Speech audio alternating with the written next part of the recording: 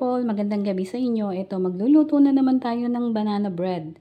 Request na naman ng pinsan ko. Ayan, nagpadala siya ng overripe na banana. Yan, ganyang klase po yung gagamitin natin para mas malasa. Hindi po yan bulok, overripe lang. So, simulan na natin. Ayan, balat lang siya.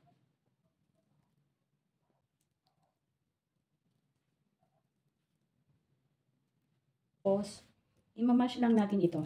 Yan, gamit ng tinidor. Kung meron kayong masher, eh, pwede nyo gamitin. Mas mabilis yun. Dahil wala tayong masher, ito na lang tinidor ang gagamitin natin. And sa texture naman, depende rin sa inyo kung gusto nyo ng medyo chunky ang inyong banana, hindi huwag nyo masyadong durugin. Pero ako mas prefer ko yung durog na durog para malasang-malasa ang ating banana bread. Kakagawa ko lang nung isang araw, kaya lang nabitin daw yung pinsan ko sa binigay ko kasi isang lianera daw. Ngayon daw, dalawa daw sa kanya. So, makakagawa tayo dito sa mixture na ito ng 6 lianera. Then, gumagawa lang ako nito. Minsan, binibenta ko. Minsan naman, pinamimigay ko. So, depende sa ating mood. So, ayan na. Isa-set aside lang muna natin to. Mixan natin ng banana mixture. Gamit tayo dito ng 2 cups ng flour. Sifted na ito. Para mawala yung buo-buo. Unahin natin yung mga dry ingredients. Tapos, sunod natin itong brown sugar. 1 tablespoon ng baking powder. 1 tablespoon ng baking soda. And then, imimix lang natin sila all together. Pwede namang sabay-sabay na yung ibang ingredients. Pero, depende kasi kung nagmamadali, kung hindi. Pwede namang hindi. Pwede namang kagaya nito para mas smooth lang ang ating maging butter. And then, lagay na natin ng 1 cup ng milk. Evaporated milk ang gamit ko sa magtatanong.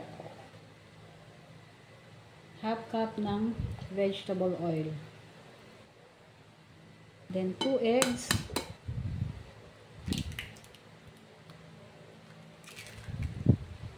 Then, meron tayo itong vanilla. Optional lang. Then, 1 cup ng walnuts. Optional lang din ang paglalagay ng mga nuts. Pwede nyo rin lagyan ng chocolate chips. So, depende na sa inyo kung ano yung mga additional na ilalagay nyo. But basically, banana bread is only banana lang ang ingredients. Then, mix lang natin to all together until maging smooth. Huwag naman i-overmix.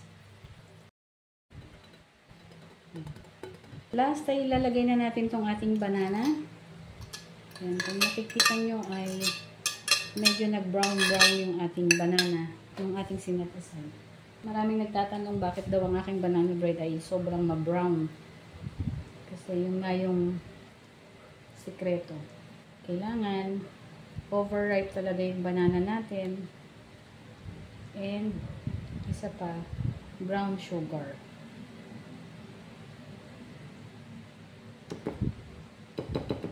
So, yan. Okay na tong ating mixture. Scrape lang natin sa ilalim para sure na wala nang buo-buo yung ilalim. Pwede na tayong maglagay sa ating mga lianera. 3/4 lang kada lianera. So,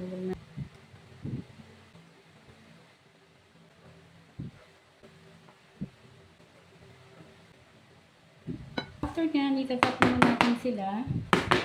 Tap, tap, tap. Yan. Para masiksik at mawala yung pinaka-bubbles. So, yan. Isasalang muna natin siya sa steamer. Meron na tayong pinakulong water sa steamer. So, yun pala. One tip na kailangan talaga is kumukulo na yung steamer bago natin ilalagay ang ating banana bread. Ayan mga ka-purple, kung makikita nyo kumukulo na ang ating steamer. So, I have 2 layers. Alisin muna natin yung isang layer. Then, ilalagay na natin ang ating banana bread mixture. Tapos, yung next layer naman, ilalagay na rin natin yung tatlo pa. Saktong-sakto lang itong 6 lianera ng banana bread sa aking steamer. Then, i-cover lang natin. Make sure na lapat yung takip. Tapos, kailangan laging may cloth yung ating cover para hindi natutuluan yung banana mixture natin. And then, set natin yung timer natin ng 45 minutes. Pero, hihinaan ko ang ating apoy. Kailangan nasa medium lang siya. After 45 minutes, ay i-check na natin mga ka-purple ang ating banana bread. Ayan, nakita nyo yan, no? Ang ganda ng color at ang ganda ng kanyang pagkaalsa. Hanguin muna natin ang ating mga banana bread. Then, i-cool down muna natin ito. Ito na mga ka-purple, yung naluto nating banana bread. Yan, kinu-cool down na lang natin to. And then, ibibigay na natin sa mga nag-request. Thank you for watching mga ka-purple. Salamat sa pagsubaybay. See you again next video. Bye!